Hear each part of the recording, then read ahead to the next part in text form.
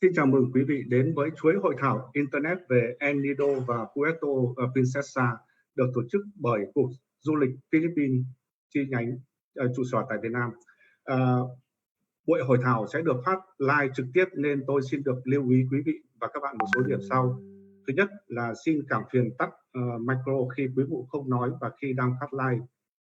Thứ hai, khách tham dự có thể gửi câu hỏi vào trong chat box bất cứ lúc nào và những câu hỏi này sẽ được trả lời trong phiên hỏi đáp của chương trình ngày hôm nay. Thứ ba, xin cảm phiền quý vị điền thêm tên công ty mình trong ngoặc đơn sau tên của mình. Và cuối cùng, chúng ta sẽ tiến hành chụp ảnh nhóm vào cuối hội thảo. Xin quý vị hãy ở lại đến phút cuối cùng để chụp ảnh. Xin hãy bật camera của mình lên nhưng nhớ tắt micro trong khi chụp ảnh. Và bây giờ xin tiếp tục chương trình. Tôi giới thiệu ông Nguyễn Bảo, đại diện của PDOT Việt Nam lên phát biểu về mục đích của hội thảo. Welcome Mr. Bảo, xin mời ông Bảo. Thank you Mr. Phan. Cảm ơn anh Phan nhiều. Thì xin chào mọi người đang tham gia cái buổi họp hôm nay. Thì là với cái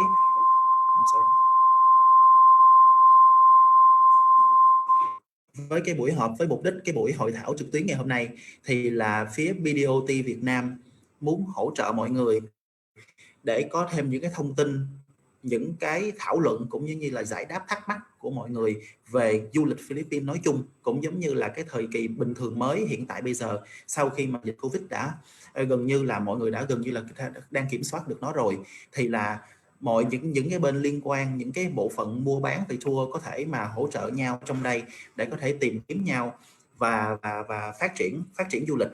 Thì là đây là một trong những cái mục đích lớn nhất. Và mục đích thứ hai nữa là để phát triển Philippines với cái hướng khác một chút xíu, có nghĩa là chúng tôi sẽ đưa những cái trải nghiệm cao cấp mới cho cái tệp khách hàng millennial và cái tệp khách hàng cao cấp, từ trung cấp tới cao cấp. Đây là cái mục đích lớn, mục đích thứ hai của cái buổi hội thảo này. Và bởi vì là mọi người cũng biết là Việt Nam đang rất là phát triển và cái nhóm khách hàng millennial chiếm tới 38% dân số. Và đây thì sau đây thì Bảo xin cảm ơn mọi người đã có mặt hôm nay và để anh Phan tiếp tục cái buổi hội thảo này ạ. Thank you Mr. Bảo. Xin cảm ơn anh Bảo. Điểm đến được chọn cho buổi hội thảo chiều nay là các hòn đảo nằm ở phía Bắc gồm Nido và Puerto Princesa, thủ phủ của Palawan. Hôm nay chúng ta mời 3 vị chuyên gia trong ngành du lịch. Đầu tiên là bà Haniel Almasco, cán bộ môi trường cấp cao của công ty Ten North Development Corporation, sở hữu chuỗi resort xanh nổi tiếng của Nido. Vị chuyên gia thứ hai là ông Abraham Ong, giám đốc phát triển sản phẩm và quan hệ nhà bán lẻ của nền tảng Guide to the Philippines. Ông Abraham sẽ nói về việc đóng gói các điểm đến. Và thứ ba là ông Felix Rafols, đến từ khu vực tư nhân với chủ đề là Puerto Princesa, đóng vai trò trung tâm trong việc phát triển sản phẩm của du lịch Palawan, là văn phòng khu vực MIMAROPA của Cục Du lịch Philippines, đứng đầu bởi giám đốc khu vực là ông Cristo V. Morales.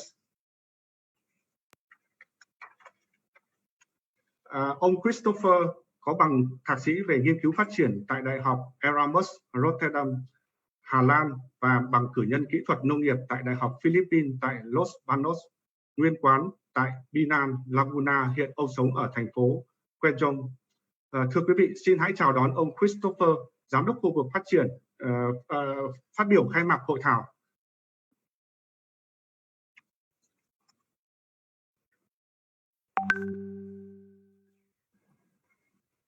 To the different tour operators and travel agencies in Vietnam, guests, resource speakers, ladies and gentlemen, a pleasant day to all. MIMAROPA region, an acronym of the 5 Emerald Island provinces, that is Mindoro Oriental, Mindoro Occidental, Marinduque, Romblon, and Palawan, which comprises the region with the highest concentration of paradise islands in the Philippines. One of our island province, Palawan, located in the west central Philippines, that is shaped like a long sword with a mind-boggling 2,000 kilometers of coastline and almost 1,800 islands and islets. Palawan province has won many international citations and awards over the years. The most recent is when Palawan won as 2020's World Best Island by the Travel and Leisure magazine. The Secretary of the Department of Tourism, Secretary Bernadette Puyat, said that the citation as the best island in the world is all the more important because this is voted upon by the readers of the prominent Travel and Leisure magazine. And that is wonderful to see that our rehabilitation and sustainable development efforts, especially in El Nido and Coron, were well received by tourists everywhere.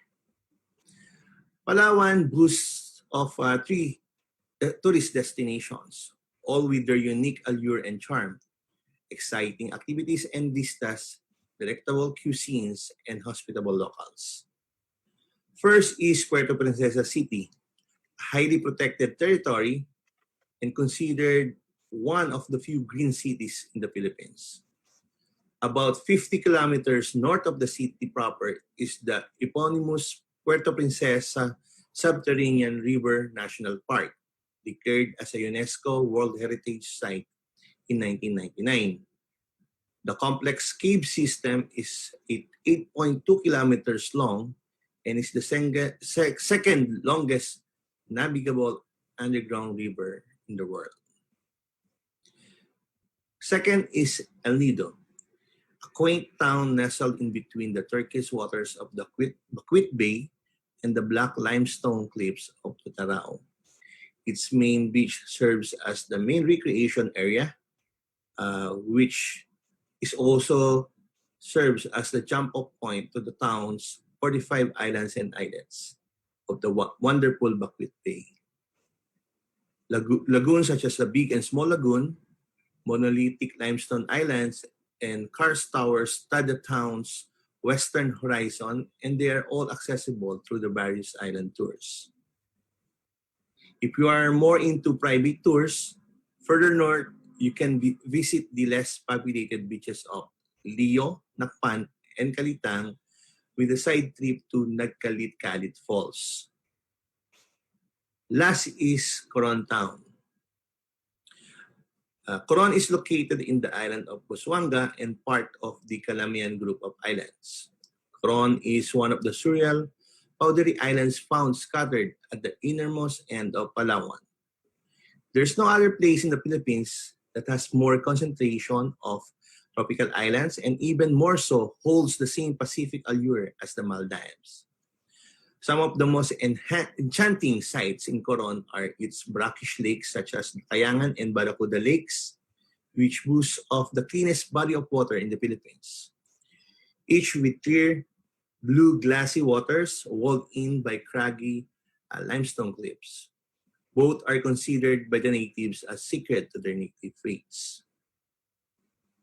Above all, safety and security is also not a worry when you travel to Palawan. That is because we do not forget that safety is always our priority. There is almost no reported COVID-19 incidents in Palawan because the national and local government ensures that health, safety, and security protocols are always in effect.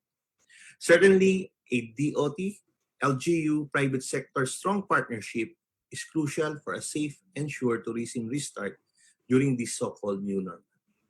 So, come and experience a safe and fun-filled adventure in the Philippines. Visit MIMAROPA, naturally the destination of choice. Visit Palawan, the world's best island. Good day to all and mabuhay everyone. Xin cảm ơn ông Christopher về bài phát biểu. Khai mạc nồng ống, ngắn gọn nhưng xúc tích mô tả các điểm đến nổi bật của tỉnh Palawan. Bây giờ tôi xin được dịch bài phát biểu của ông Christopher ra tiếng Việt để quý vị cùng nghe. Kính thưa các đại biểu của các công ty du lịch điều hành tour Việt Nam, các vị khách mời, các diễn giả, thưa tất cả quý vị, xin chúc quý vị một ngày tốt lành.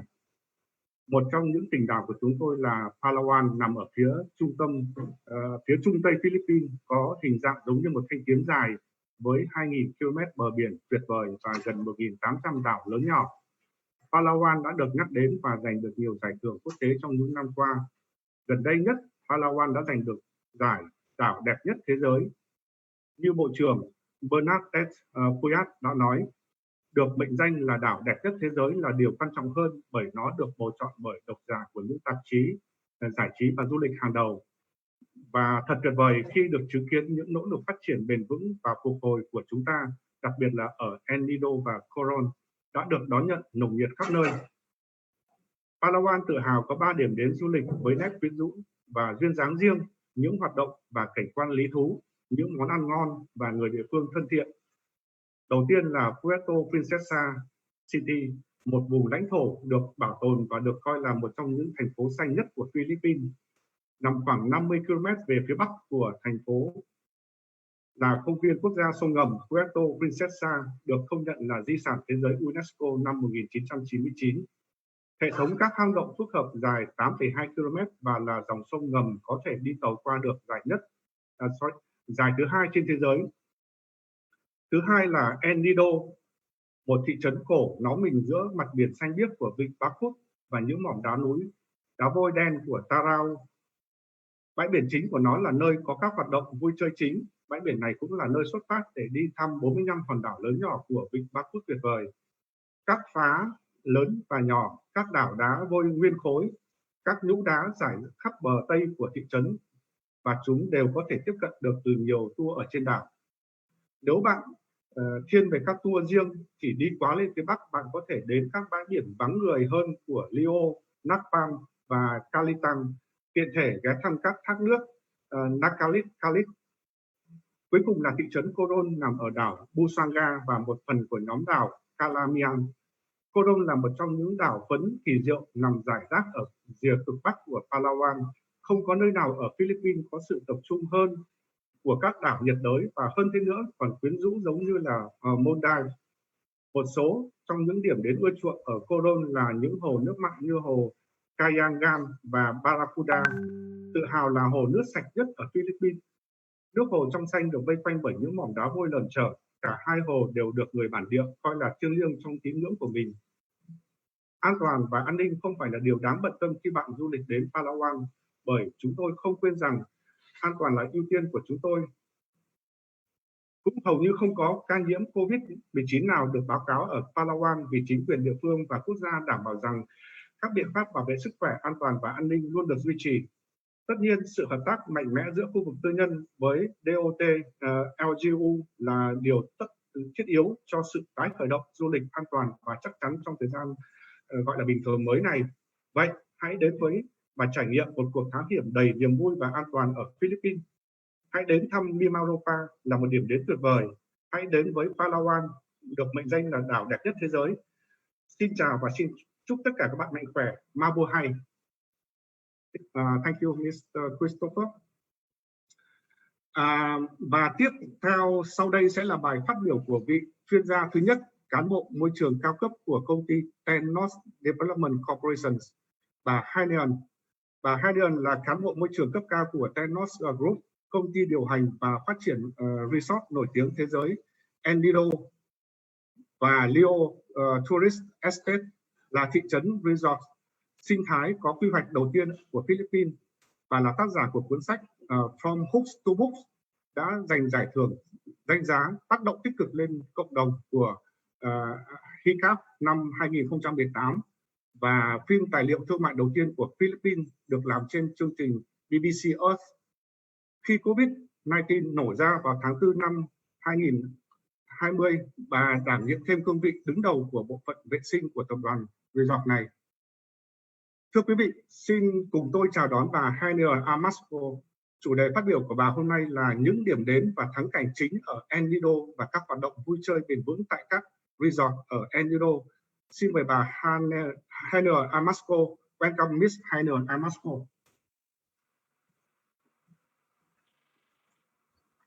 Hello, good afternoon. Xin chào các bạn. Mr. Elkans, the slides, please.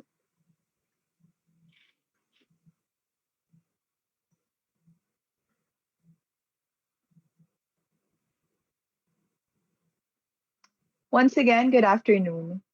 Known to the world. Một lần nữa xin kính chào quý vị và các bạn. Known to the world as the best island destination where crystal clear waters, palm-edged beaches, and towering limestone cliffs abound, is El Nido, Palawan. Nido, Palawan được thế giới biết đến như một điểm đến trên đảo tuyệt vời nhất, nơi có các làn nước trong vắt, những bãi biển đầy cọ và những vách đá vôi cao chót vót. Today, I'd like to share with you why this town is the place to be once international travel resumes. I invite you to wake up in El Nido. Hôm nay chúng tôi muốn giới thiệu các bạn là lý do tại sao thị trấn này lại là nơi chúng ta buộc phải đến một khi du lịch quốc tế được tiếp tục. Tôi mời các bạn đến và thức dậy ở giữa El Nido.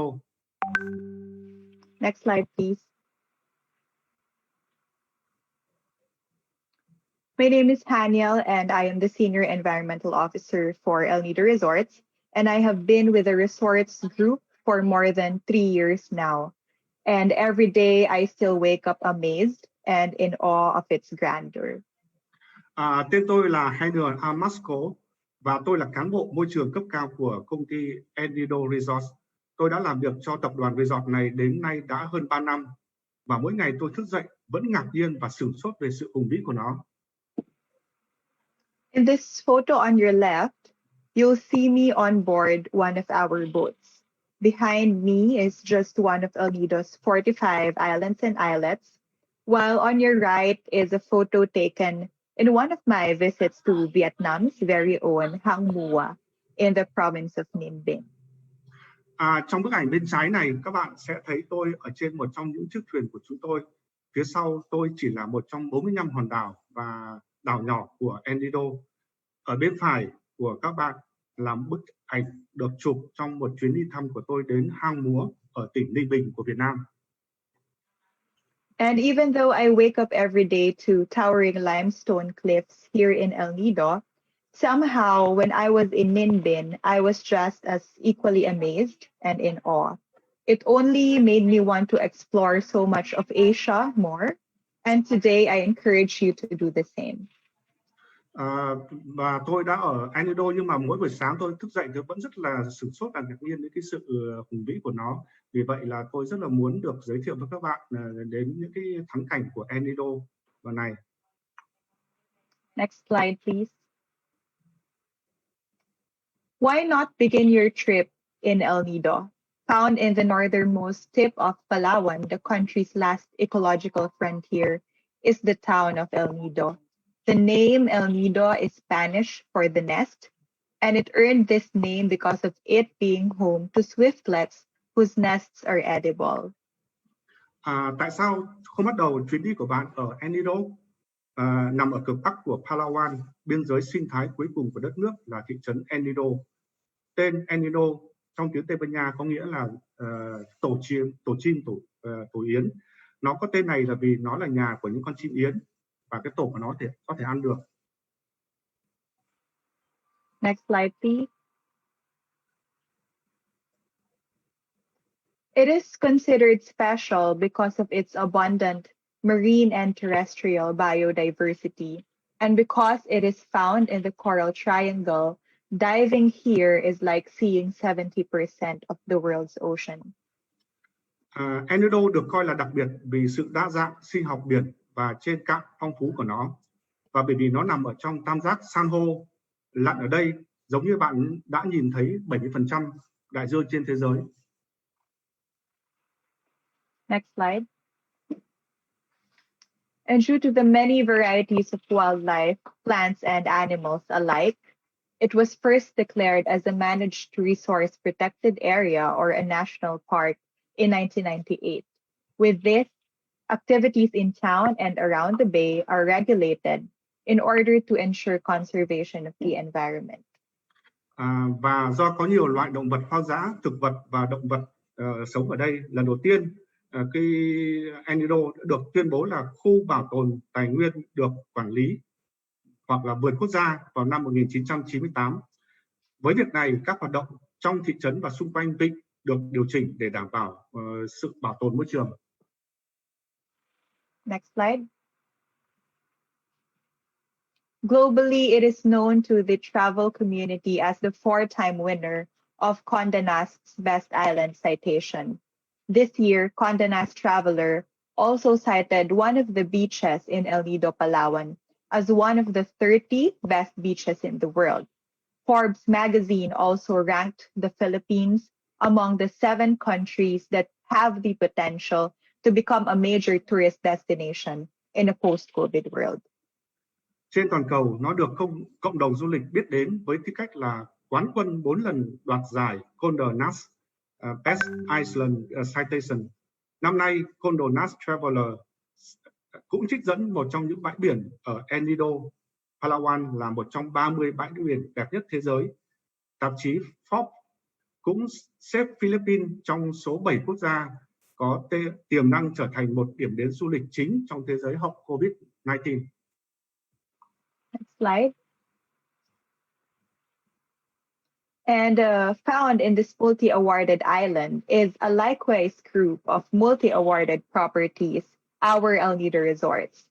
Our eco-island resorts, Lagan, Minilok, Apulit, and Pangasinan has been recognized by international award-giving bodies, not only for its signature hospitality experience, but because of its 40-year commitment to responsible tourism. Trên hòn đảo được trao nhiều giải thưởng này cũng có một nhóm các resort được trao nhiều giải thưởng, đó là El Nido Resorts. Các resort trên đảo sinh thái của chúng tôi, Lagan, Minilok, Apulit và Pangasinan đã được các cơ quan trao giải thưởng quốc tế công nhận không chỉ vì kinh nghiệm khách sạn tiêu biểu mà còn vì cam kết 40 năm hoạt động du lịch có trách nhiệm. Next slide. Found in a sensitive environment for 40 years, El Nido Resorts has provided leisurely, engaging, and educational experiences and services to guests in a manner that has the least impact on the environment and promotes respect for the local people and culture. Được xây dựng trong một môi trường nhạy cảm, nhưng trong 40 năm qua, El Nido Resort đã cung cấp những trải nghiệm và dịch vụ nghỉ dưỡng hấp dẫn và mang tính giáo dục cho khách theo cách thức ít ảnh hưởng nhất đến môi trường và đề cao sự tôn trọng đối với người dân và văn hóa bản địa. Just last year, our long-running Fishing with the Community program From Hooks to Books garnered international recognition as the first BBC Earth documentary shot in the Philippines. Chỉ mới năm ngoái, chương trình câu cá với cộng đồng thường dài hạn gọi là từ hook đến book cho tiếng Việt gọi là móc câu đến sách của chúng tôi đã được công nhận của quốc tế là phim tài liệu thương mại BBC Earth được quay lần đầu tiên ở Philippines. Mr. Alfranz, please show the video.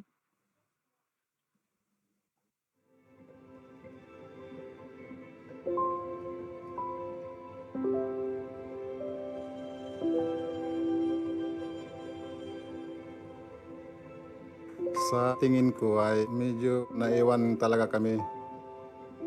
Kasi sa totoo lang talaga sa Kiminawit, bibihira lang po yung turista na foreigner na nakakarating sa lugar namin.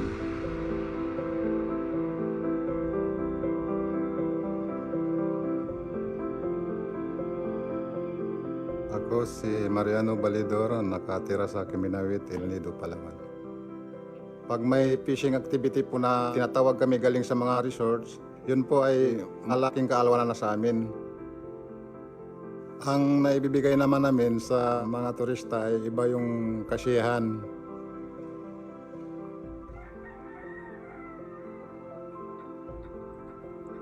Sa anak ko po na si Josimare, ang pangarap ko po sa kanya, katulad din po ng pangarap niya na maging chef balang araw.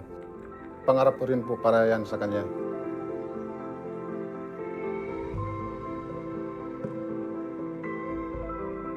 Mataas talaga ang pangarap niya sa larangan ng pagluluto. Sa pamumuhay po namin, nakikita ko rin na mayroon ding pag-asinso.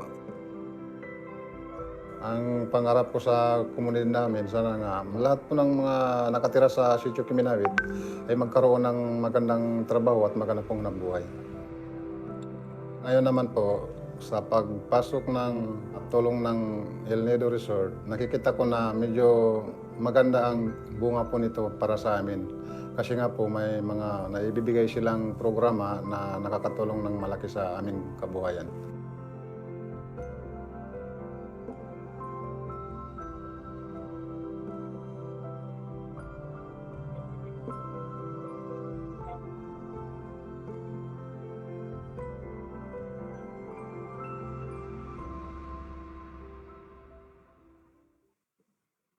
Next slide, please. We have extended these values to our young resort town development, Leo Beach. It is the Philippines' first ever ecologically master-planned resort town with its very own private airport and a 4-kilometer-long beach, now home to our 4 boutique resorts, Leo, Casa Calao, Hotel Covo, and Balay Adlaw. Chúng tôi đã tăng cường những giá trị này cho sự phát triển thị trấn resort trẻ của chúng tôi là Leo Beach. Đây là thị trấn resort được quy hoạch tổng thể về mặt sinh thái đầu tiên của Philippines với sân bay riêng và bãi biển dài 4 km. Hiện là nơi tọa lạc của 4 resort boutique của chúng tôi, gồm có Leo, Casa Calao, Hotel Covo và Balay Adlaw. Next slide. In El Nido Resorts and Leo Beach, we exist to provide you with a guilt-free vacation as you take part in our commitment to creating shared value. Our resort operations is founded on our quadruple bottom line of financial growth, environmental stewardship, community engagement, and organizational development. Tại Nido Resort và Leo Beach, chúng tôi có mặt để mang đến cho bạn một kỳ nghỉ không có cảm giác tội lỗi khi bạn cùng cam kết với chúng tôi tạo ra giá trị sẻ chia. Hoạt động khu nghỉ dưỡng của chúng tôi được thành lập dựa trên phương pháp tiếp cận cơ bản 4 mục tiêu của chúng tôi về tăng trưởng tài chính, quản lý môi trường, tham gia cộng đồng và phát triển tổ chức. Your stay with us helps in the upliftment of the lives of the El Nido community and the protection of its natural resources. Việc bạn đến với chúng tôi sẽ giúp nâng cao đời sống của cộng đồng El Nido và bảo vệ tài nguyên thiên nhiên của cộng đồng. Next slide. We promise to bring you green and great travels that will have you enjoy the sun, sand, and sea. Chúng tôi hứa sẽ mang đến cho bạn những chuyến du lịch xanh tuyệt vời, giúp bạn tận hưởng nắng vàng, cát trắng và biển xanh. Next slide. I invite you to follow our Instagram pages to get a glimpse of what it feels like to wake up in El Nido. Tôi mời bạn theo dõi các trang Instagram của chúng tôi để có thể hình dung được về cảm giác thức dậy ở El Nido là như thế nào. That's at El Nido Resorts and at Leo El Nido. Đó là hai cái địa chỉ Instagram của họ. Next slide. Don't fret about getting any virus or disease as you travel because we have enhanced our hygiene and safety procedures through our Be Green, Be Clean enhanced care program. We are the first in the Philippines to run a travel bubble point-to-point program endorsed by the Department of Tourism. Cũng xin đừng lo lắng về việc nhiễm bất kỳ virus hoặc bệnh tật nào khi bạn đi du lịch, vì chúng tôi đã nâng cao quy trình vệ sinh và an toàn thông qua chương trình chăm sóc nâng cao Be Green, Be Clean, tức là sống xanh, sống sạch. Chúng tôi là công ty đầu tiên ở Philippines thực hiện chương trình điểm đến bong bóng du lịch được Cục Du lịch Philippines xác nhận. Guided by the 4 pillars of safe facilities, healthy community, enhanced housekeeping, and a green and clean experience, you can now rekindle your passion for travel with peace of mind as El Nido Resorts and Leo Beach guide you through a safe and exclusive journey in paradise. Hoạt động trên 4 nguyên tắc trụ cột là cơ sở vật chất an toàn, cộng đồng lành mạnh, dịch vụ dọn phòng nâng cao và trải nghiệm xanh và sạch. Giờ đây bạn có thể yên tâm thắp lại niềm đam mê du lịch khi Nido Resort và Leo Beach dẫn dắt bạn qua một hành trình an toàn và độc đáo tại thiên đường. Để làm cho tất cả các bạn hào hứng hơn, hãy để tôi cung cấp cho các bạn một chuyến tham quan ảo Nido. Video please.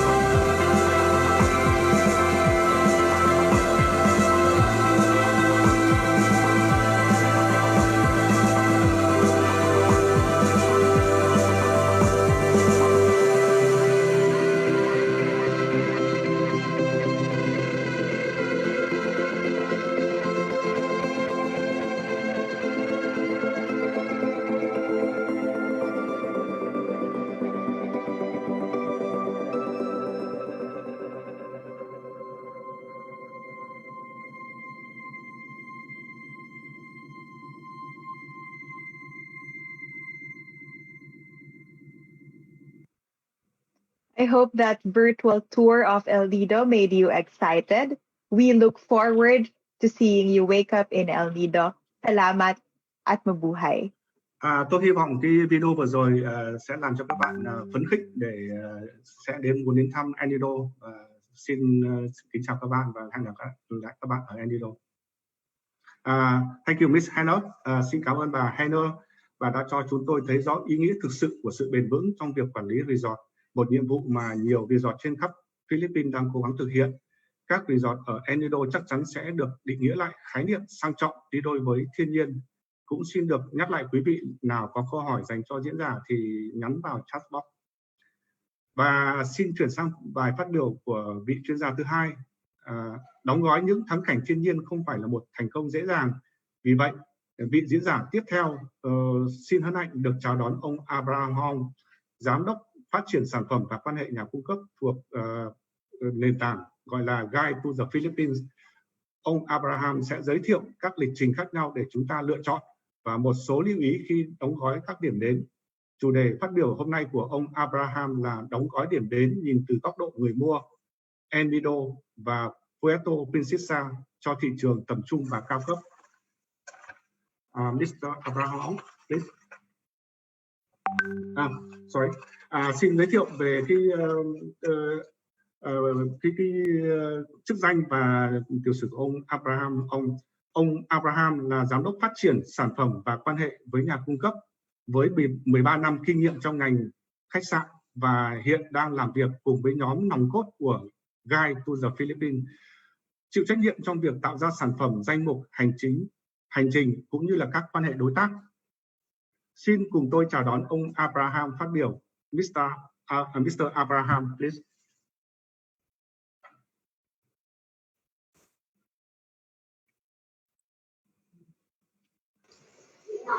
Mr. Abraham, your mic is mute. Okay. Hi. Sorry. Okay. So good afternoon to everyone, co-resource speakers, to Director Christopher Morales, And thank you very much to the Department of Tourism for inviting us to this webinar. Xin chào tất cả mọi người, các diễn giả cùng tôi hôm nay và giám đốc khu vực ông Christopher Morales. Tôi xin cảm ơn Cục Du lịch Philippines đã mời chúng tôi tham gia hội thảo trên web này.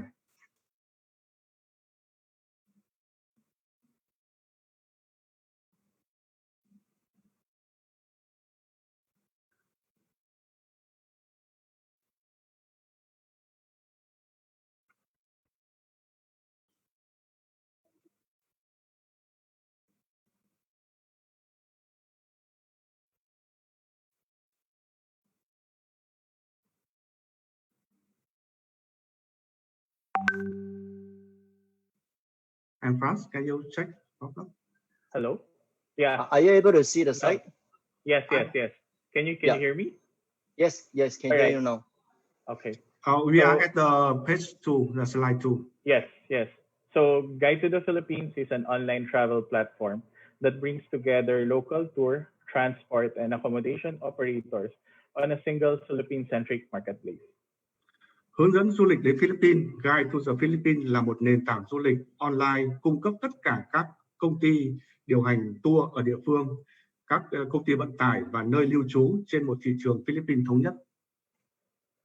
Our vision is to see the Philippines among the top 10 destinations in Asia, and we support this by making discovering and traveling to or within the Philippines much more convenient, particularly in the online space.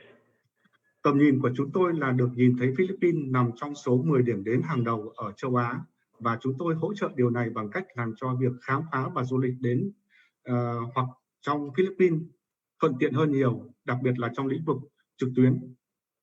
Next slide, please. Offering the most extensive and compelling Philippine travel content to help travelers plan. Guide to the Philippines là gồm chủ yếu 3 nội dung chính là: thứ nhất là cung cấp nội dung du lịch Philippines phong phú hấp dẫn nhất để giúp du khách du lịch lập kế hoạch. Provide the comprehensive yet curated array of quality travel experience that suits any traveler's needs. Thứ hai là cung cấp một loạt các trải nghiệm du lịch chất lượng nhưng được sắp xếp phù hợp với nhu cầu của bất kỳ du khách nào. And deliver exceptional customer service through well-coordinated in-destination experiences. Cung cấp dịch vụ khách hàng đặc biệt thông qua trải nghiệm tại điểm đến được phối hợp nhịp nhàng. Next slide, please. Please allow me to share a new package called the Nido to Puerto Princesa, a unique experience. Xin cho tôi được chia sẻ một gói sản phẩm mới là từ Nido đến Puerto Princesa, những trải nghiệm độc đáo. There are only 2 components of this overnight package, but these are sure to make your experience in Palawan fun and memorable. Chỉ có 2 thành phần của gói nghỉ qua đêm này, nhưng chắc chắn những trải nghiệm này sẽ giúp bạn có những trải nghiệm thú vị và đáng nhớ ở Palawan. Next slide, please. Overland Palawan. What is overlanding? Overland ở Palawan, cái từ overland này có nghĩa là gì? Overlanding is the fusion of camping and off-roading, combining elements of each to form a distinct automotive or outdoor travel. Cái từ overland là sự kết hợp giữa cắm trại và địa hình, kết hợp các yếu tố của mỗi loại để tạo thành một chuyến du lịch ngoài trời hoặc là ô tô riêng biệt. It is sometimes referred to as car camping. Nó đôi khi được gọi là cắm trại ở trên ô tô. Dedicated to campers and tourers who are interested in exploring the great Palawan outdoors, either on a motorbike or on a four-wheel drive vehicle. Cái loại hình này là dành riêng cho những người cắm trại và du khách muốn khám phá Philippines tuyệt vời ngoài trời bằng xe máy hoặc là bằng xe địa hình 2 cầu. Everyone is welcome to join, and may we all grow loving and caring for this majestic beauty of the island paradise, Palawan. Tất cả các bạn có thể tham gia và mong tất cả chúng ta sẽ yêu thích về vẻ đẹp hùng vĩ của hòn đảo trên đường của chúng tôi. Next slide, please. So the package includes the following. Cái gói này thì bao gồm những thứ sau. 2 overland vehicles, one for master guide and one for tourist with driver.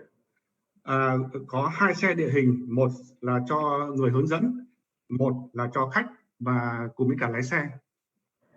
Tent setups that can accommodate up to 5 or 6 people with rooftop tent with attachment plus awning tent. Lều bạt có thể chứa được 5-6 người với mái che và những cái phần mở rộng.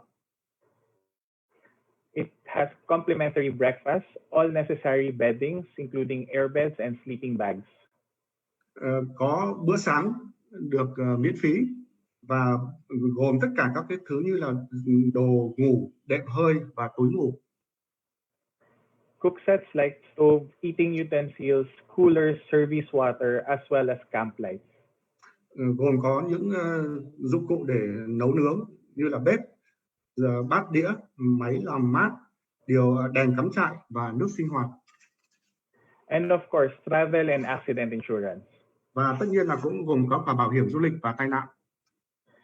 The package can cover an overnight stay anywhere within El Nido to Puerto Princesa City and Aborlan West Coast.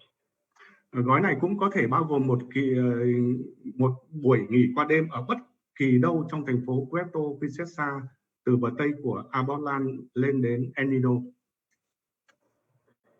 Next slide, please. This slide is about Palawenyo Brewery. Before ending the 2-part tour, Palawenyo Brewery will surely make your experience more memorable by learning beer crafting and beer appreciation techniques. Cái trang slide tiếp theo này là về nhà máy bia ở Palawenyo. Trước khi kết thúc chuyến tham quan 2 phần nói trên, thì nhà máy bia Palawenyo chắc chắn sẽ là một trải nghiệm của bạn đáng nhớ hơn thông qua việc học cách chế biến bia và kỹ thuật thưởng thức bia. Palawenyo Brewery was established by Aya Javier, a self-taught brewer who started her career with a home brewing kit and a dream to bring craft beer to the Philippines. Partnered with Miss Malulu Wenko, became the first female-owned and operated craft brewery in the Philippines. Nhà máy bia Palawenyo được thành lập bởi bà Aya Javier, một nhà sản xuất bia tự học, người đã bắt đầu sự nghiệp của mình với một bộ dụng cụ nấu bia tại nhà và ước mơ được mang bia thủ công đến cho người Philippines. Hợp tác với bà là bà Malu Laoganco đã trở thành nhà máy bia thủ công do phụ nữ sở hữu và vận hành đầu tiên ở Philippines. They are the first craft beer brewery in Palawan, first female craft beer brewers in the Philippines, and the first to offer a microbrewery tour in the Philippines. Đây là nhà máy bia thủ công đầu tiên ở Palawan, cũng là nhà máy bia thủ công do nữ điều hành đầu tiên ở Philippines, và là nhà máy bia thủ công đầu tiên cung cấp chuyến tham quan nhà máy bia ở Philippines. Next slide, please.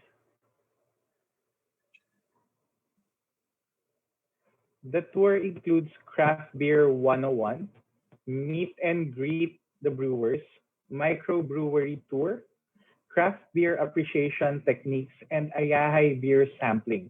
Ayahay is Palawenyo Brewery's brand of beer. Chuyến đi tham quan đến nhà máy bia này bao gồm Craft Beer 101, gặp gỡ các thợ làm bia, tham quan nhà máy bia nhỏ, kỹ thuật đánh giá bia thủ công và nếm thử bia IAA.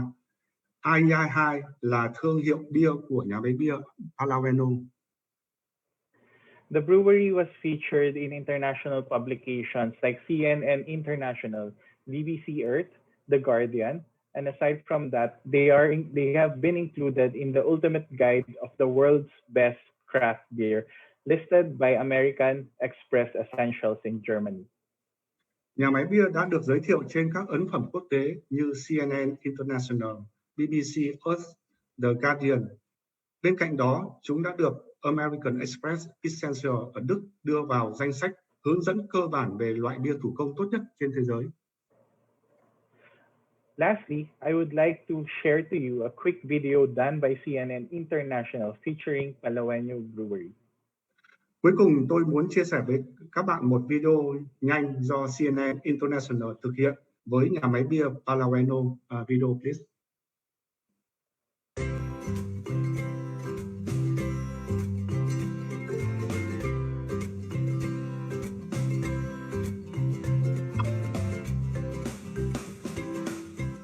chose Palawan because it's a paradise.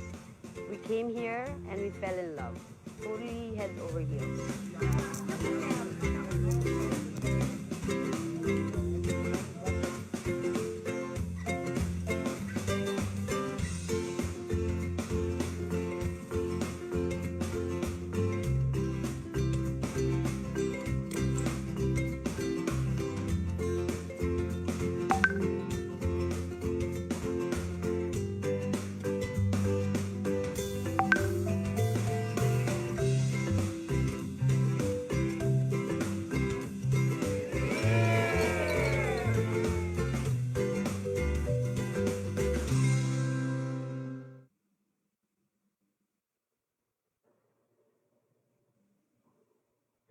With that, I end my presentation of a unique experience traveling from El Nido to Puerto Princesa. Thank you. Đến đây tôi xin kết thúc phần trình bày của mình về một trải nghiệm độc đáo khi đi từ El Nido đến Puerto Princesa. Xin cảm ơn các bạn. Thank you, Mr. Abraham Ong. Xin cảm ơn ông Abraham. Tôi tin rằng có nhiều câu hỏi sẽ được gửi đến cho ông về việc đóng gói điểm đến vì chúng tôi đã mời tham dự ngày hôm nay một số đại lý du lịch trong khán giả.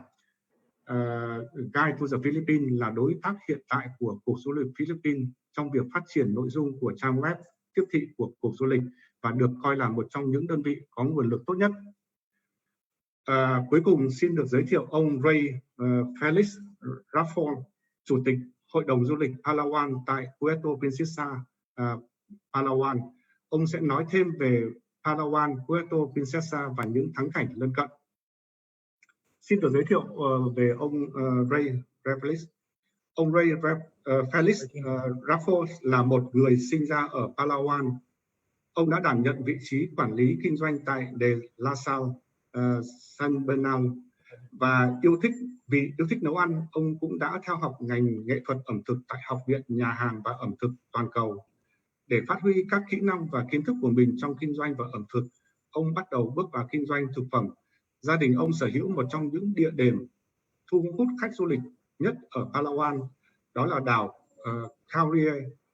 Nhưng niềm đam mê của ông không chỉ dừng lại ở đó, ông còn có tấm lòng phục vụ cộng đồng và điều đó đã đưa ông trở thành chủ tịch quốc gia của Junior Chamber International vào năm 2018. Ông cũng là chủ tịch hiện tại của Hội đồng Du lịch Palawan.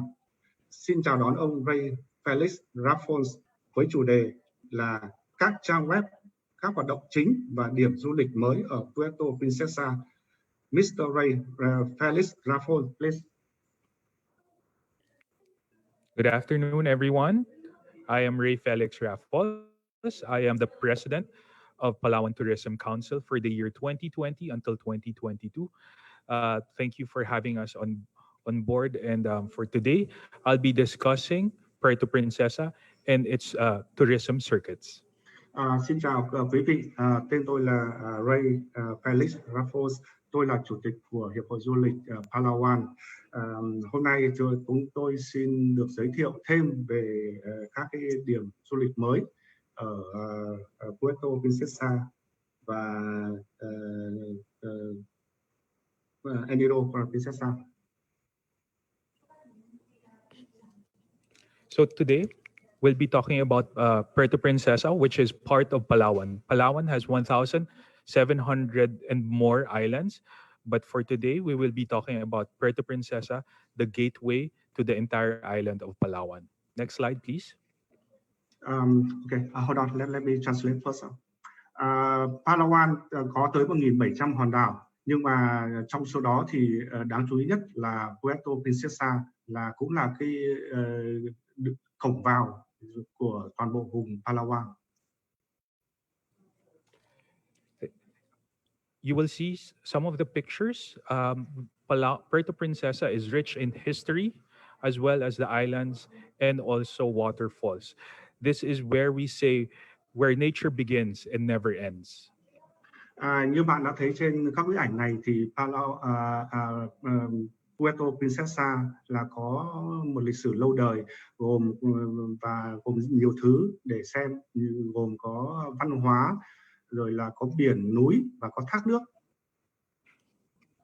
Next slide, please.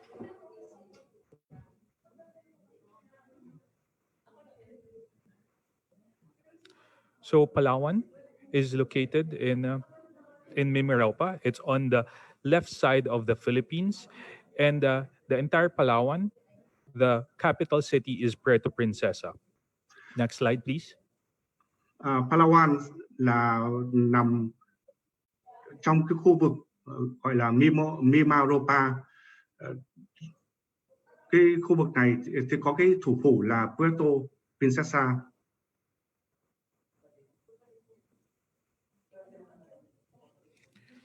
So Puerto Princesa boasts of culture, heritage, tourism products, as well as beaches and a lot of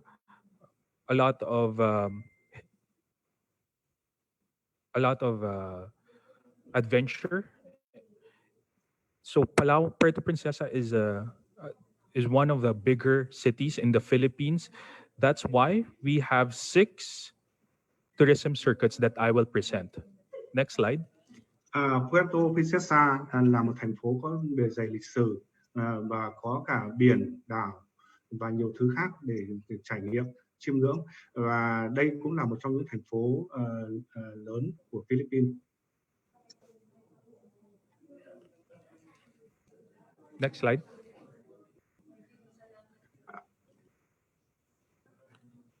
So I will be presenting the 6 circuits. Circuit number 1 is Northwest, the premier ecotourism circuit. Circuit number 2 is culture, adventure, and nature. This is Northeast. Circuit number 3 is Mid-East, which is best of the islands, where you will have the island hopping. Circuit number 4, Urban Center, which is the main city of Puerto Princesa. And then you have circuit number 5, which is the ultimate world class, which is Southwest. And circuit number 6 is leisure and nature adventure theme parks. That's circuit number 6, which is still under construction. Cái thành phố Puerto Princesa này thì về mặt du lịch ấy, thì được chia ra làm 6 cái vòng du lịch hoặc là cái khu vực du lịch. Thì đây là những cái mà ông ấy nêu ra. Thứ nhất là cái vòng thứ nhất là ở phía Tây Bắc, là được gọi là vòng du lịch sinh thái hàng đầu. Cái vòng du lịch thứ hai ở phía Đông Bắc thì gọi là văn hóa, phiêu lưu, thám hiểm và tự nhiên. Cái vòng du lịch thứ ba ở phía Trung Đông gọi là những hòn đảo đẹp nhất. Cái vòng du lịch thứ tư được gọi là trung tâm đô thị, thì là có những cái thứ như là về di sản văn hóa, nghệ thuật và ẩm thực. Cái vòng du lịch thứ 5 ở phía Tây Nam được gọi là đẳng cấp quốc tế, tức là chắc là gồm có các cái resort. Và cái vòng thứ 6 thì là ở phía Đông Nam, được gọi là công viên chủ đề thám hiểm, tự nhiên và vui chơi, nhưng mà công viên này đang được xây dựng. So Puerto Princesa boasts of CBST, which is community-based sustainable tourism. What this means is that we have 18 CBSTs, which are tourism establishments, tourism sites, which are run by the community. So we help the community by promoting their tourism attractions.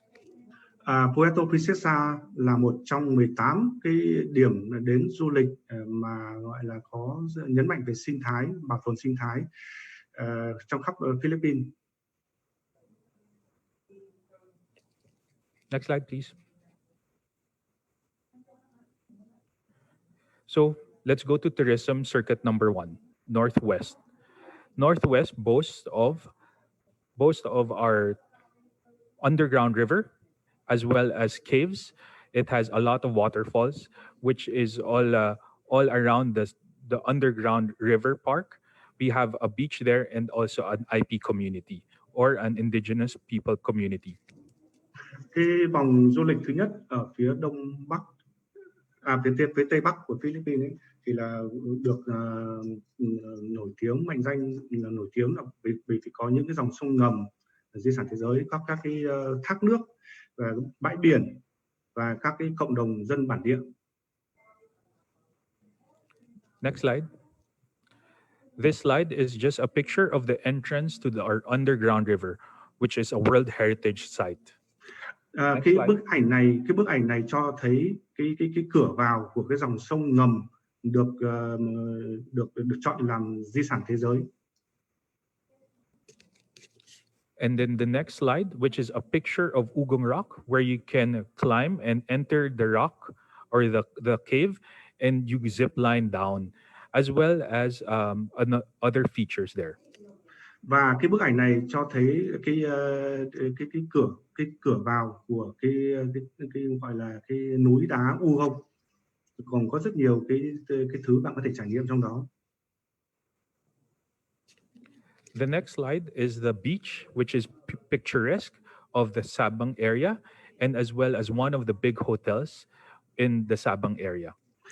Cái bức ảnh này các bức ảnh này chụp về cái bãi biển Sa Bang ở phía bên trái, còn phía bên phải là một trong những cái khách sạn lớn nhất ở Sa Bang.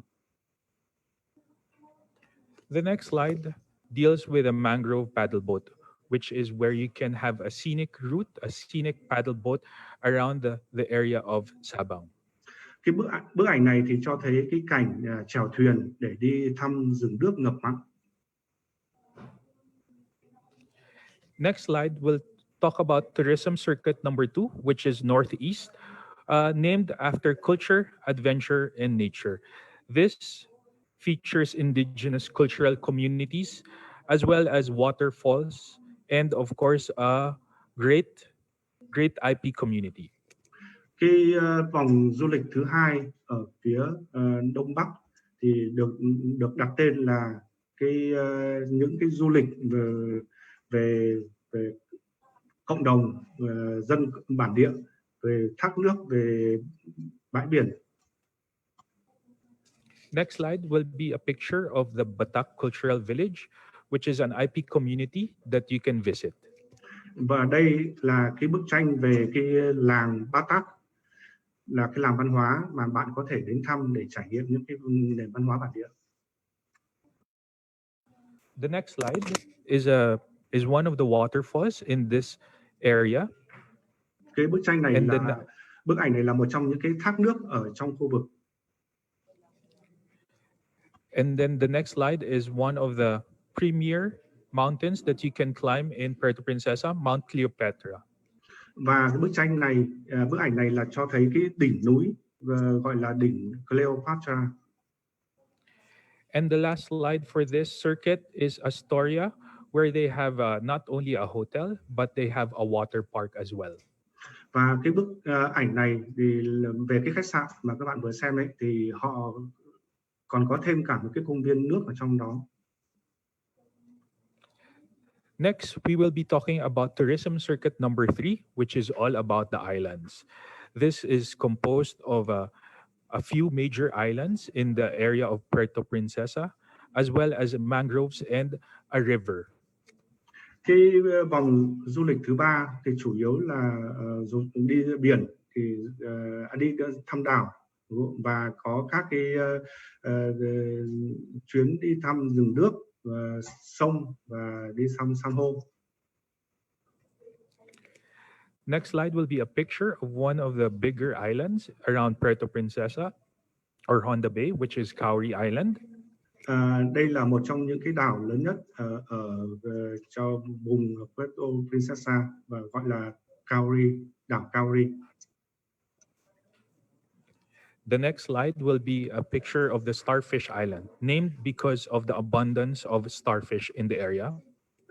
Cái bức ảnh này là về là bức ảnh của đảo sao biển, gọi là đảo sao biển là bởi vì ở đó có rất nhiều sao biển.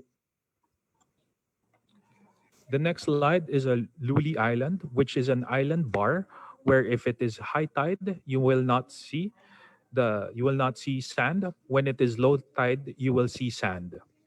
Cái bức ảnh này là về đảo Luli, gọi là đảo Luli là bởi vì khi mà thủy triều lên thì bạn sẽ không nhìn thấy bờ cát nữa, và bạn chỉ nhìn thấy bờ cát khi thủy triều rút đi. Next slide is a Vietnamese village where Vietnamese refugees from the 1960s and 70s who went to the Philippines are now staying. So this is a Vietnamese village run by a lot of our Vietnamese brothers and sisters. Cái bức ảnh này là chụp về cái làng Việt Nam. Làng này là được hình thành từ những năm 1960 đến 1970 khi những người Việt tị nạn đến Philippines và sinh sống ở đây. Hiện nay thì vẫn có nhiều người Việt đang sinh sống ở đây. Next would be another CBST, which is a community-based sustainable tourism. This is San Carlos Floating Restaurant, where you get to eat your lunch on the river. Đây là một bức ảnh của một cái vùng sinh thái có tính duy trì cao, và trong bức ảnh là bạn thấy một cái nhà hàng nổi, là nơi mà bạn có thể thưởng thức các cái món ăn địa phương bản địa ở trên tàu, trên nhà hàng nổi. Next slide will be of Pambato Reef, which is where we go our snorkeling. It is also in Honda Bay. Cái tranh này, bức ảnh này là về cái dặn san hô gọi là Pambato, cũng ở trên cái vịnh Honda. The next slide will be of tourism circuit number 4. This is the main city of Puerto Princesa, and it boasts of festivals, arts and culture, recreational sports, as well as leisure entertainment. And we also feature a firefly watching, bay cruise, shopping, as well as souvenirs. Cái vòng du lịch thứ tư là về ở trung tâm đô thị. Thì cái vòng du lịch này thì chủ yếu là nổi tiếng về các cái lễ hội, các cái nét đặc trưng văn hóa, nghệ thuật, các cái hoạt động thể thao, giải trí, và có cả những cái hoạt động như là ví dụ như là xem cái đom đóm, hay là đi ngắm chim, đi tàu du lịch và đi mua sắm. Next slide are some pictures of what you will see in tourism circuit number 4. You have Mitres Ranch, which is overlooking the city. You have Baker's Hill. Trong cái bức ảnh này các bạn sẽ thấy một số cái cảnh quan mà nằm ở trong cái vòng du lịch thứ tư. Đầu tiên là cái ảnh chụp cảnh thành phố nhìn từ Mitra. You have Baker's Hill, where you have a lot of food items you can bring home. The Butterfly Garden, which also features an IP or indigenous tribe. You have the Crocodile Garden, which is a crocodile farm, which has crocodiles, and they will teach you the history as well as the importance of crocodiles. Trong cái bức ảnh về cái Baker ấy, thì ở cái nơi này là có thể gọi là một trung tâm ẩm thực, bạn có thể mua đồ ăn mang về. Ở cái vườn bướm thì là nơi ở của gọi là dân bản địa, có thể gọi là thổ dân. Và một cái bức ảnh nữa là về trang trại nuôi cá sấu. And lastly, Puerto Princesa City Baywalk and Plaza Cuartel, some of the featured highlights in the city tour. Và hai bức ảnh cuối cùng là một số cái thắng cảnh mà chúng ta có thể đến thăm trong cái vòng du lịch thứ tư này. Next slide would be tourism circuit number 5, the ultimate world-class beach destination, wherein we have waterfalls as well as agro-tourism and some very free-flowing beaches. Vòng du lịch thứ 5 ấy thì nổi tiếng là bởi các bãi biển tuyệt đẹp. Thì trong cái vòng du lịch thứ 5 này có một số điểm đến thăm như là thác nước và các cái tour đi thăm trang trại. So next slide will feature some pictures of what you will expect in tourism circuit number 5, Nagtabon Beach, as well as Tagkawanan Beach, which is in a cove, iWorld Resort, which is a hotel, Yamang Bukid, which is a agri-tourism, Mount Beaufort, as well as the Palawan Ecological Adventure Trail. Có 6 cái bức ảnh ở đây giới thiệu về 6 cái địa điểm có thể đến thăm. Đầu tiên là cái bãi biển Natabon. Cái thứ hai là cái gọi là Vũng Ai. Đây là một cái resort gọi là Vũng Ai thế giới. Và cái bãi biển thứ ba là Tak Kawayan. Rồi là Yamang Bukit là một cái sorry, can you repeat what is Yamang Bukit? Next slide will be the tourism circuit number 6. This is still under development, but you will already see a hot spring as well as one of our longer acacia tunnels, which is very great for pictures as well as for picnics. Ở cái vòng du lịch thứ 6 thì nổi tiếng có các cái suối nước nóng và có những cái điểm lý tưởng để chụp ảnh rất là nổi tiếng. Next slide, you will see a picture of the hot spring. Và đây là những bức ảnh về các cái suối nước nóng. As well as the acacia tunnel. Và cái hầm gọi là Acacia. Cái đường hầm Acacia. So for our friends in Vietnam, we have a lot of great hotels all over Palawan. So the next slide will show you some of the featured hotels we have in Puerto Princesa.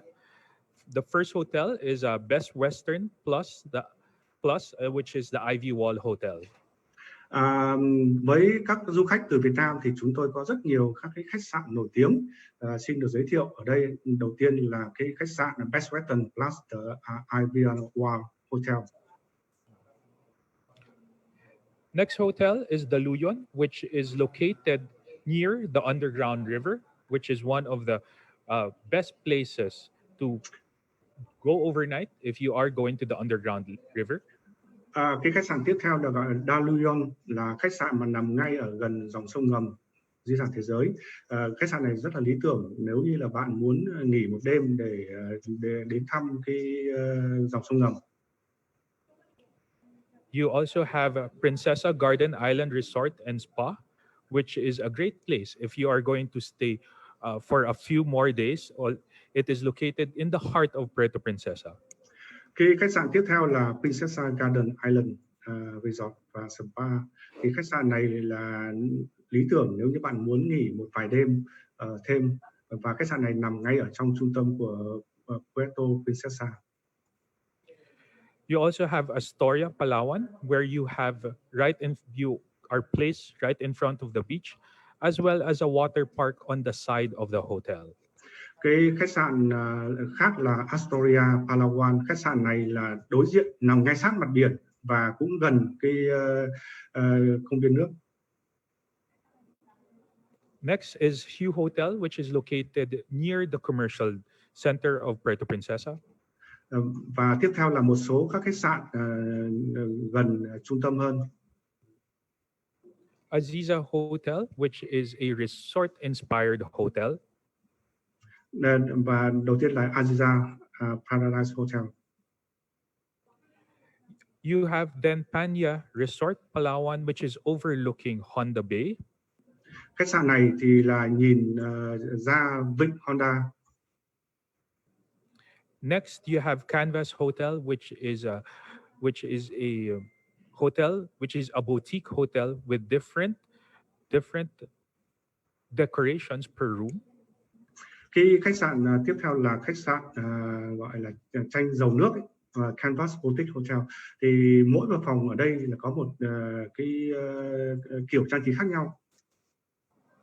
And last, one of our featured hotels would be Hotel Centro in Palawan, which is also a business hotel.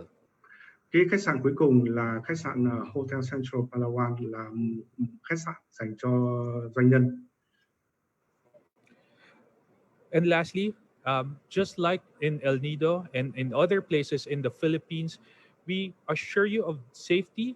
Just use and just keep on doing our basic safety protocols, as well as enjoy your stay here in Palawan and in Puerto Princesa, as well as El Nido. Again, thank you for this opportunity, and thank you, everyone. Good afternoon. Và cuối cùng là cũng giống như là các nơi khác của Philippines, thì ở Puerto Princesa thì chúng tôi cũng đảm bảo sự an toàn an ninh cho các bạn, nhưng các bạn cũng nên nhớ là phải thực hành các cái chuẩn mực an toàn và giữ gìn vệ sinh cẩn thận. Xin cảm ơn các bạn và xin chào. Thank you, Mr. Ray Felix. Xin cảm ơn ông Ray Felix. Xin vô cùng cảm ơn các vị diễn giả đã cung cấp cho khách tham dự nhiều thông tin chi tiết và bổ ích. Tôi tin chắc rằng sẽ có nhiều khách tham gia hội thảo hôm nay muốn được hỏi thêm với các vị diễn giả. Vì vậy, xin được bắt đầu phiên hỏi đáp để tôi xem chúng ta có những câu hỏi gì.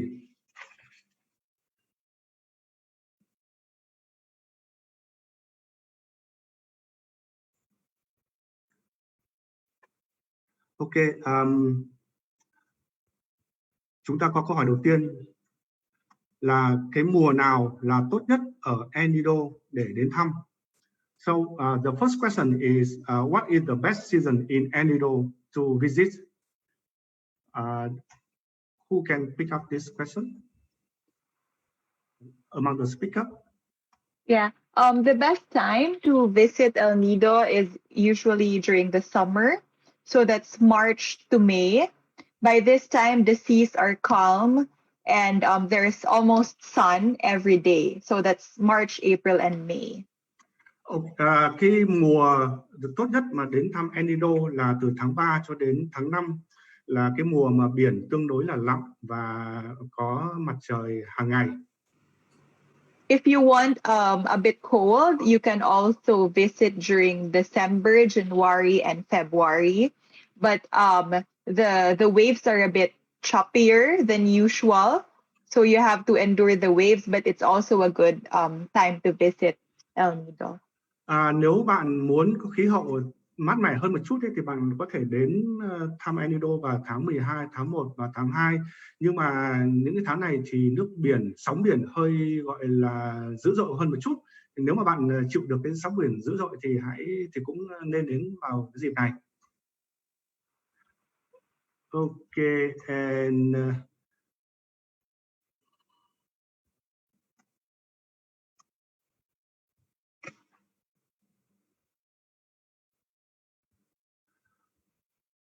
okay, for you, Ray Felix. Câu hỏi dành cho ông Ray Felix là có cái rơi ở có các con rơi ở cái dòng sông ngầm, và rơi này thì là thường là có đi kèm với cả Covid. Thế thì những cái thông tin về an toàn nào mà anh có thể chia sẻ với chúng tôi? Mr. Ray Felix, the question for you is, there are baths in the underground river and baths have been associated with COVID.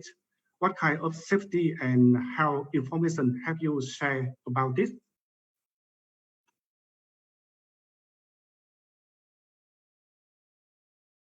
Hello, Mr. Ray?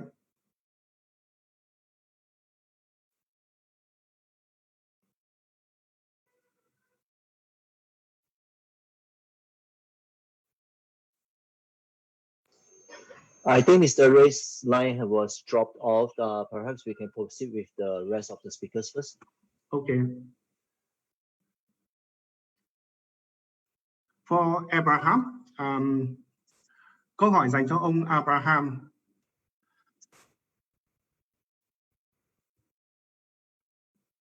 Cái việc cắm trại ở El Nido thì là được phép. Thế thì những cái vùng cắm trại nào ở El Nido là an toàn?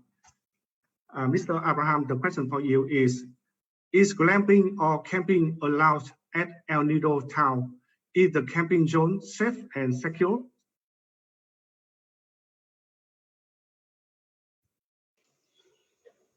Mr. Abraham, you are on mute. Yeah, there's actually a place in or a glamping site in El Nido that is open. But I think they're still waiting for the accreditation. So currently, camping is not that allowed yet, but hopefully soon. Yes. Hiện tại thì cái việc cắm trại vẫn chưa được phép, nhưng mà tôi hy vọng là nó sẽ được phép sớm thôi. Okay. And the next question for you, Abraham. Are we allowed to bring home products from brewery? Câu hỏi tiếp theo dành cho ông Abraham là liệu có thể mang được các cái sản phẩm bia từ nhà máy bia về nhà không? Okay. Yeah. Please. So currently they are shifting from bottles to cans, which you can bring home, but only on a limited amount. But yes, you can. Được, các bạn có thể mang được bia về nhà, bởi vì là họ đã chuyển từ các cái lon sang các cái gọi là cái can bia và có thể an toàn mang về nhà được.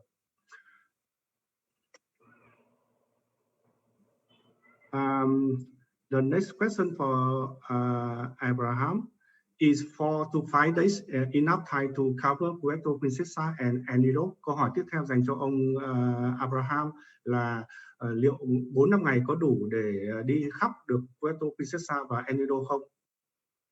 Well, for me, I think it won't be enough because just for Puerto Princesa alone, just as what Sir Felix just presented, they have around 6 circuits, and if we split it to days, it's already 6 days. But if you want to really, if you have a really quick time just to go to Puerto Princesa and El Nido, around 4 to 5 days may be enough, but it's kind of tight. Okay.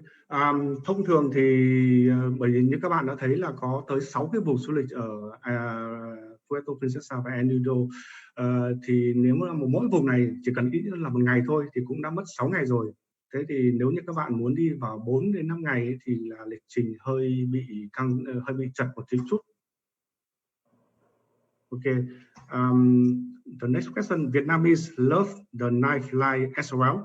What nice activity are there at El Nido? Người Việt cũng rất là thích các cái cuộc sống về đêm. Thế thì có cái hoạt động về đêm nào mà ở El Nido không? Is that for me? Yeah, for you. Okay. So for El Nido, if it's in El Nido resorts, you can do like a dinner, a moonlight dinner or a private dinner that you can enjoy in the property itself. Ở Nido thì các bạn có thể thưởng thức các cái hoạt động buổi đêm, chủ yếu là ở resort Nido thôi. Các bạn có thể ăn tối và thưởng thức tiệc với nhau buổi đêm. Okay, next is Mr. Ray ready?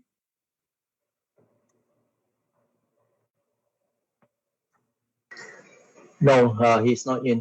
So perhaps you can proceed with Ms. Haniel first. Okay. Hello.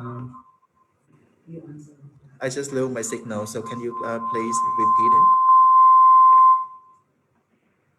Okay, Ray, can you ask the question, right?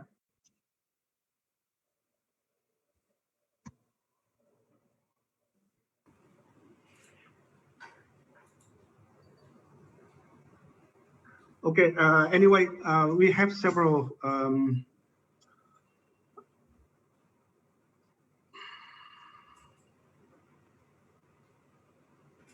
Miriam, can you have to answer that? Okay, here we have a question for Haniel. Tôi nghe thấy rằng bà Angelina Jolie và Brad Pitt ở trong những cái resort của bà trước đây. Thế thì có cái diễn viên Hollywood nổi tiếng nào cũng ở Nido hay không? I heard Angelina Jolie and Brad Pitt stay in one of your resorts sometimes in the past. Were there other Hollywood celebrities who stay at El Nido Resort?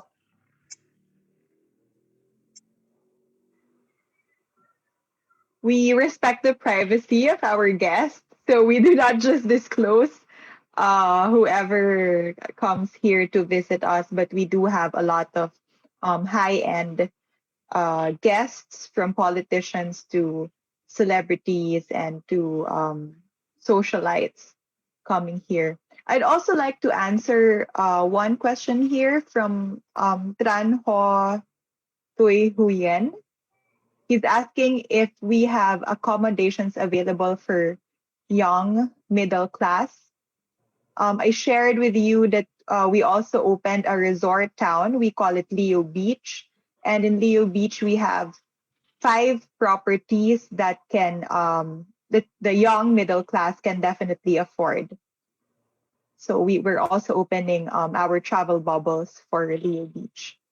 Về cái câu hỏi đầu tiên là có cái diễn viên Hollywood nổi tiếng nào đến nghỉ ở cái resort của bà Haniel hay không ấy, thì bà ấy trả lời là cái resort của bà ấy là có nguyên tắc giữ bí mật về khách hàng. Thế thì bà ấy không thể chia sẻ được là cụ thể là ai đến thăm, nhưng có một điều chắc chắn rằng có rất là nhiều cái nhân vật nổi tiếng về chính trị gia, rồi là các diễn viên điện ảnh, các cái nhà hoạt động xã hội nổi tiếng đã đến thăm và ở các cái đảo, các cái resort của bà. Về câu hỏi của một người là có cái resort đấy thì có cái cơ sở nào mà phù hợp với cả những các cái gia đình trẻ có thu nhập cấp trung hay không, thì bà nói là có một cái resort gọi là Leo Beach. Có ở đây thì có 5 cái cơ sở lưu trú mà phù hợp với đối tượng khách là có thu nhập cỡ trung, trẻ, gia đình trẻ có thu nhập cỡ trung. Okay, anyway, we don't have much time for Q&A. Vì thời gian có hạn, cho nên chúng tôi xin được chấm dứt cái buổi hỏi đáp hiện tại. Thế thì nếu mà quý vị nào mà có thêm câu hỏi mà chưa được trả lời thì xin gửi vào chat box để chúng tôi sẽ trả lời thông qua các cái diễn giả ngày hôm nay. Để tiếp nối chương trình, xin cùng tôi chào đón bà Nguyễn Việt Hiếu, trợ lý giám sát dự án của PDTVN phát biểu bế mạc hội thảo. Xin mời bà Hiếu, Miss Hiếu, please.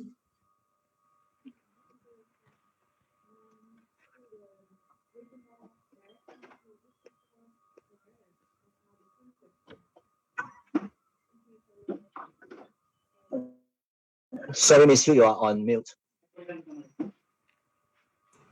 Sorry, thank you, anh Phan. To the regional director, Mr. Christopher Morales, and our value speaker, thank you for your sharing. Và xin thay mặt cả công ty Golden Jay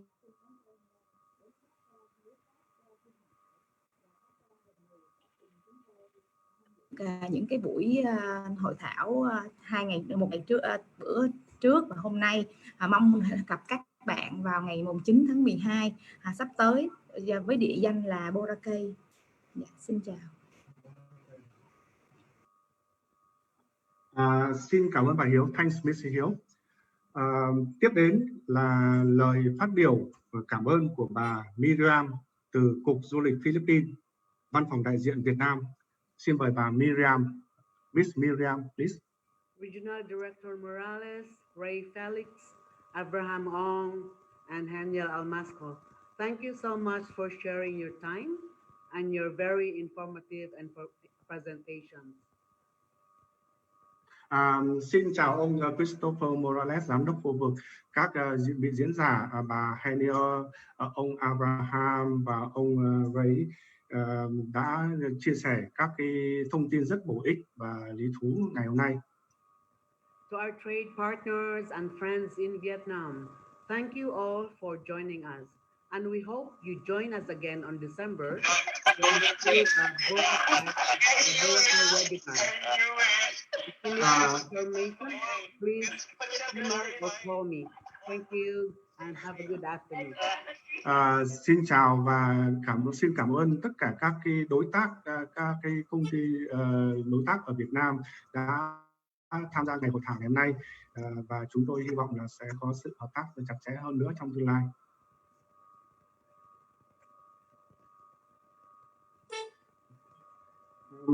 Thank you, Miss Miriam. Xin cảm ơn bà Miriam. Tiếp theo đây là tiết mục chụp ảnh nhóm. Xin quý vị đợi cho đến khi ảnh của mọi người cùng xuất hiện, rồi người phụ trách chụp ảnh sẽ đếm từ 1 đến 3 và sau đó sẽ chụp ảnh. Mọi người đã sẵn sàng chưa? Are you ready for taking a group photo? And France, please. Hi, yes, Mr. Pan. I'm trying to get everyone into the window. So just give me a while more. Như là bấm vô đây này, nó lên, cũng là lên cái hình mình chỗ này.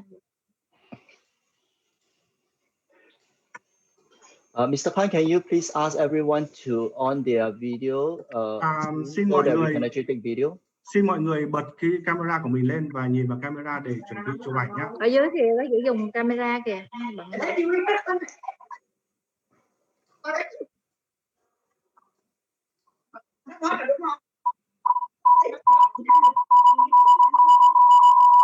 And also please mute your mic if possible. Thank you. Cũng xin tắt cái micro của các bạn đấy nhé.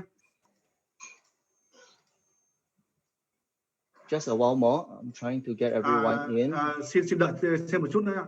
Ông ấy đang để ảnh của mọi người vào.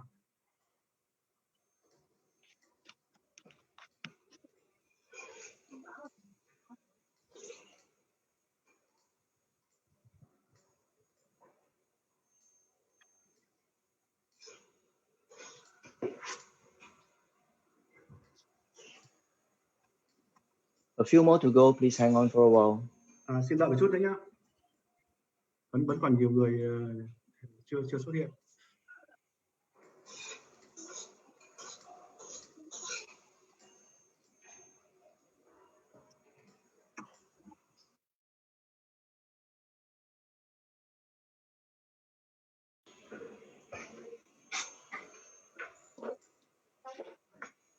Okay, we are ready.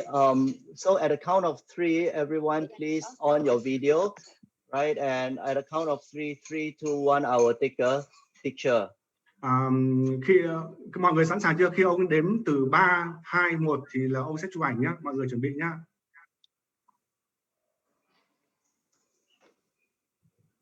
Okay, stand by everyone. Chuẩn bị nhé. At the count of 3, 3, 1, 2, 3, smile. Okay, let's take one more. Xin chụp cái nữa. Stand by.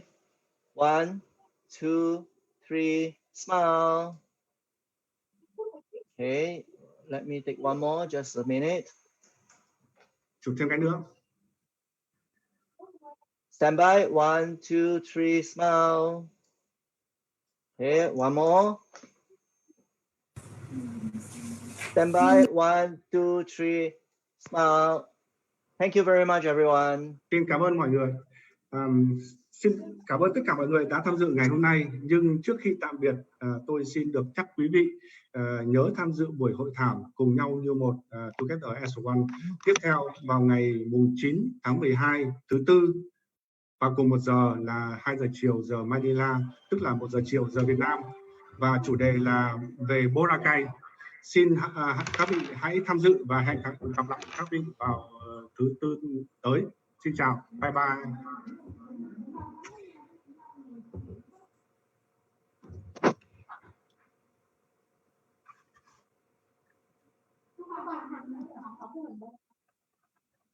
Ủa sao em biết là chị có? Hiện lên hả trời? Nó đến đâu?